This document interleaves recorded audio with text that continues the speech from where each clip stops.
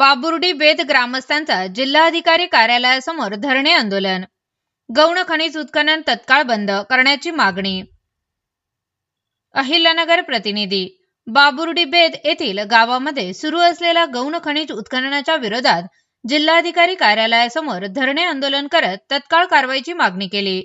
शेती व शेतीपूरक व्यवसाय हेच गावकऱ्यांच्या उपजीविकेचे मुख्य साधन असल्याने उत्खननामुळे त्यांच्या जीवनावर गंभीर परिणाम होत असल्याचे निवेदनात नमूद करण्यात आले आहे। ग्रामस्थांच्या म्हणण्यानुसार गट क्रमांक 31, 36 व 37 मधील खाणींमध्ये डबल उत्खनन व बोर ब्लास्टिंगचे काम सुरू असून ते अनेकदा रात्री अपरात्रीही केले जाते।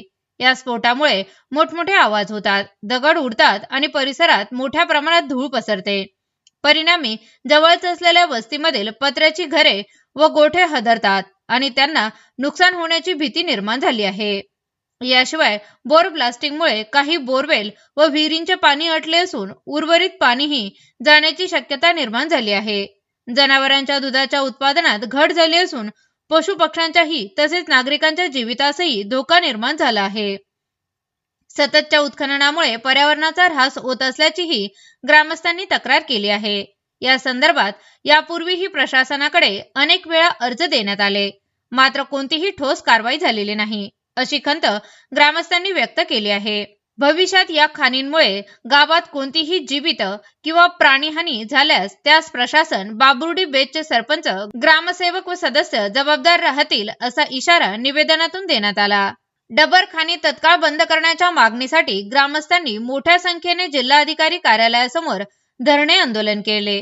यावेळी निलेश चौबे, कैलास चौबे, सुजाता चौबे, गंगाराम मोहिते, अलका मोहिते, सचिन निमसे, मारुती निमसे, बबई निमसे, वैशाली निमसे, ज्ञानेश्वर चौबे, ललिता चौबे, सारिका चौबे, कविता चौबे, मीराबाई चौबे, मोनिका चौबे, अर्चना चौबे, लहानुबाई चौबे, सोनाली चौबे, मीनाबाई खेंगट, छाया चौबे, अनिता निमसे, संदीप निमसे, अतुल चौबे, नीलम चौबे, राहुल चौबे, हेमा चौबे, लता चौबे, सीताबाई चौबे, भाऊसाहेब निमसे, रेवन्नाथ निमसे, कल्पना निमसे आदीसह ग्रामस्थ मोठ्या संख्येने उपस्थित होते। ग्रामसभेने घेतलेल्या ठरावाची प्रतही प्रशासनाला देण्यात आली असून तातडीने उपाययोजना करून संबंधित खाणींवर कारवाई करावी, अन्यथा तीव्र आंदोलन छेडण्यात येईल, असा इशारा ग्रामस्थांनी दिला आहे।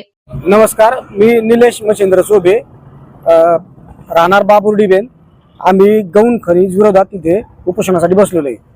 तर त्या गौण खनिजामध्ये बोर ब्लास्टिंग होते, त्याच्यामुळं आमच्या विहिरीचं पाणी गेलंय, बोरचे पाणी गेलेत। आमचे शेजारी गाया म्हशीचे गोठे 100 म्हशीचे, तर त्यांचं व्यवस्थित रेस्ट न झाल्यामुळे दुधावर त्यांचा परिणाम झालेला आहे। प्यायला पाणी नाही राहिलेले आणि जो चारा आहे त्याच्यावर धूळ उडालेली आहे, मोठमोठ्या प्रमाणात ब्लास्टिंग होते। त्याचं प्रदूषण पाण्यात जाऊन भविष्यात हे पाणी दूषित होऊ शकतं, त्याच्यामुळं गावातलं जे जीवन आहे ते बी धोक्यात येऊ शकतं। पर्यावरणाचं कोणतंही त्यांनी परमिशन वगैरे न घेता आणि दहशतीच्या जोरावर मोठ्या प्रमाणात तिथे गौण खनिज होते, वाहतूक होती। आम्ही त्या संदर्भात तहसीलदार साहेब, सर्कल साहेब आणि तलाठी साहेब यांना निवेदन 2-3 वेळा दिलेलं आहे, पण कोणत्याही प्रकारची कारवाई नाही झाली। शेवटी आम्हाला जिल्हाधिकारी साहेबांना गौण खनिजाच्या त्यांना पण आम्ही निवेदन दिलं, ते म्हणले कारवाई करू असं आश्वासन दिलं, पण कारवाई झाली नाही। त्याच्यामुळे आमच्यावर उपोषणाची बसायची वेळ आलेली आहे। जर याच्यावर लवकरात लवकर कारवाई नाही झाली तर आमच्यावर उपासमारीची वेळ येईल आणि आम्ही हे आंदोलन आणखी मोठ्या प्रमाणात करू। Okay sir.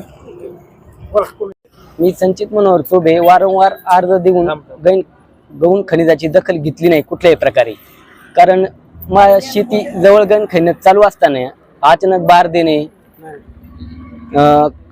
कुठलीही कल्पना न देता बार घेणे, कारण जीवितहानी होऊ शकते आणि झालेली ही घटना घडलेली आहे। मी याची कल्पना देऊन वारंवार अर्ज देऊन याची कुठलीही दखल नाही घेतली। आमचे 50-50 जत्राबाचे गोठे असताना आज अद्याप पाणी प्यायला नाही राहिलेलं। एक संत्र्याचं उत्पन्न घेत असताना झाडांना पाणी नाही, हा दुष्काळी विभाग म्हणून घोषित व्हायची पाळी आलेली आहे, कारण भविष्यात मुलांना काहीच राहणार नाहीये। याची शासनाने दखल घ्यावी।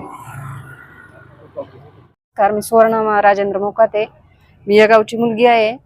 तर या गावामध्ये आम्ही म्हणजे